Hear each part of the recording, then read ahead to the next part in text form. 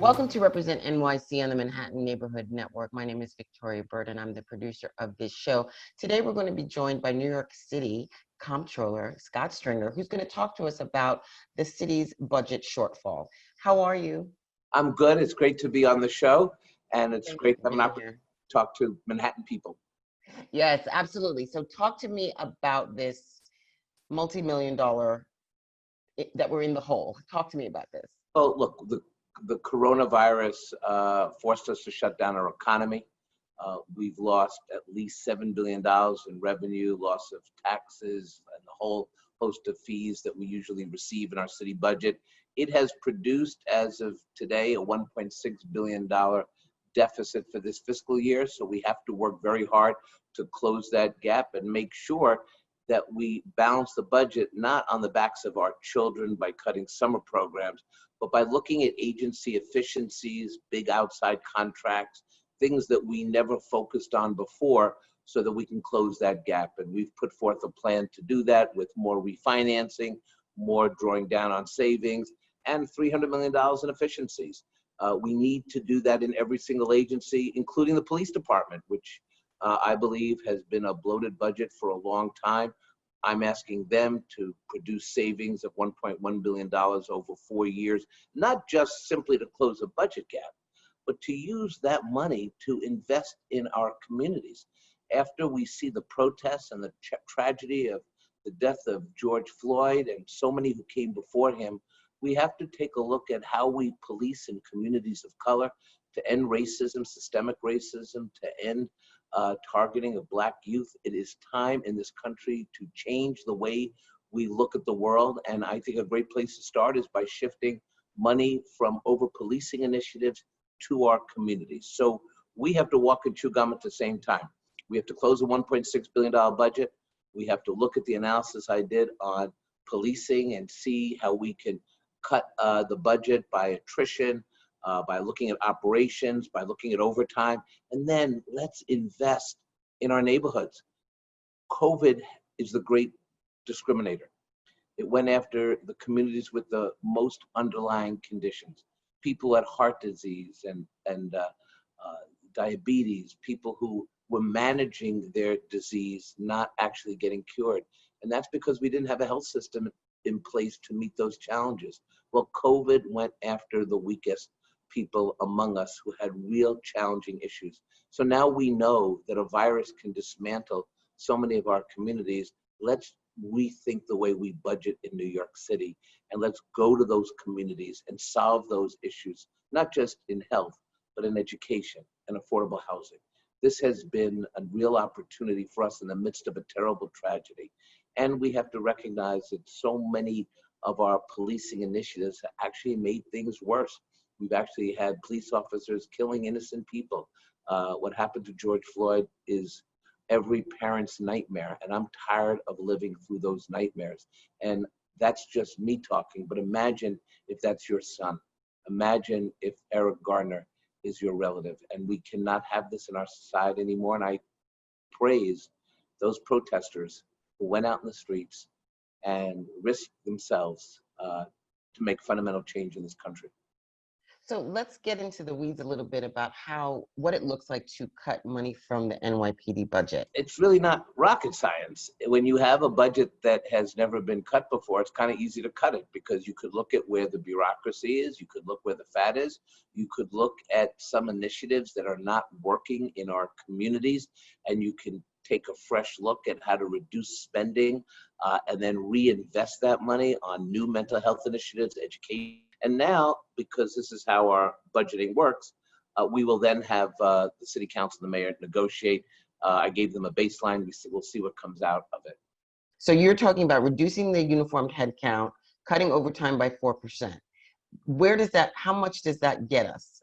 By the time we do that trim, I believe we'll save $265 million a year, $1.1 billion over 4 years. And it's a good starting point.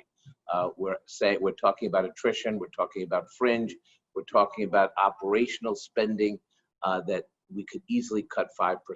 By the way, every other agency has to do that as well. But we also want to look at this budget as a way of reinvesting that money to go into communities, to make the changes we need to give our kids a real start in life. So many of the people who are living in our neighborhoods and have been ravaged by the virus. They need help. They need real assistance. This virus has not been fair. And so when you look at over-policing and you look at the virus and you look at the lack of funding in so many of our communities of color, why don't we just put the gauntlet down and say, we're going to systemically change the way we budget? And I think that's important. Eric Garcetti in LA, it took him, the mayor of LA, took him 10 minutes to figure out how to cut $150 million and then direct it to the programs that will matter in the future. And I think we can do that as well. And like we've been covering the fact that the summer youth employment program got cut. So is that sort of an example of one program that would be able to be funded if we're able to take money from Peter to pay Paul? Is that what you mean?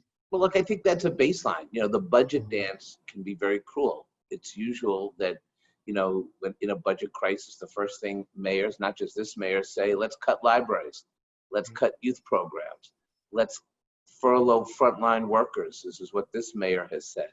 And I think it's preposterous to budget that way. I think we should look at the entirety of the budget, reprioritize what needs to happen in this city. And as the points I made about COVID and the systemic racism we're seeing in terms of our policing, these are changes that must be made, not just in New York City, but around the country. But we should be leading. We should be leading in education and health investment. We should be leading on these issues. We shouldn't be behind other cities in this country. And yes, this is a time of great awakening. And we saw that the protesters who got out in the streets, they've had success. 50A has been passed in Albany. The city council is finally passing the chokehold bill. This is not because of politicians. This is because of young people who engaged on the streets of this city for the last few weeks, sometimes getting brutally punished by police officers, run over almost, masks pulled down and pepper sprayed, things I've never seen in a demonstration in quite some time in this city. So I saw you out there. You were out there too, weren't you? Absolutely. And I'm out there not just as a controller or an elected official, but also as a dad of an 8-year-old and a 7-year-old. I have 2 little kids. They watched the television and watched what was happening out on the streets. They asked a lot of questions. But remember, my kids do not face the same dangers as a young family of color or a Black youth who is absolutely the one most targeted by policing or over policing or racism in policing. And I know that there's a difference between how my kids view things and how other parents are thinking about it. And we have to stop having 2 standards of justice. And that has to do with the budget, but it also has to do with strong leadership in the city. So let me just ask a question. When you say we're going to have less money in the police budget, in the NYPD budget, does that mean there's less protection for the average citizen on the train, walking down the street? Do those things necessarily go hand in hand? You know, let me say this. We added, the city council added 1,300 more police officers in 2016 when crime was at its lowest, tying up hundreds of millions of dollars that could have perhaps been spent on preventative programs. I don't want to see us continuing to do that. Crime is low. We will address crime and looting. That's a no-brainer. That's why we have a police force. But we have to think so much bigger and better to invest in our kids and invest in the neighborhoods in the city that don't have resources. And that's what we're saying. Nobody, you know, the old trick about, well, if you cut, we're going to suddenly, you know, the whole city is going to go up in flames. Well, I've been here since the 1970s, and this city is resilient. The city's going to come back. No one loves the city more than me. I just think it's the greatest place on earth. And I know that by investing in youth, by investing in non-for-profits to deal with mental health issues and education issues, we're going to come out better. We're going to be a safer, stronger city, and a city that's a whole lot more fair. So final question. So the talks, the cuts to the NYPD budget only get us so far. Are there any other thoughts or any other areas that you think will bridge the gap even further? Well, look, this is how we have a $1.6 billion budget deficit, as I mentioned. Efficiencies need to be put in place so that we don't have to cut programs and furlough workers. We've laid out a proposal in my office to do that. I'm prepared to work with the mayor's office to refinance a lot of our existing debt. I think we can get to $400 million to do that. There's more savings that we have. We don't have a lot of savings, but we can draw that savings. And then many people discuss borrowing. And I always say that borrowing is a last resort, because with borrowing, you actually have to pay it back. And that comes with a lot of debt service. And that means our children and grandchildren end up paying for the mistakes of the current elected officials. So I'm saying to some of our elected officials, including the mayor, go slow on borrowing, fight for a stimulus package, which we desperately need in Washington, and we go from there. New York City Comptroller Scott Stringer, thank you so much. Thank you.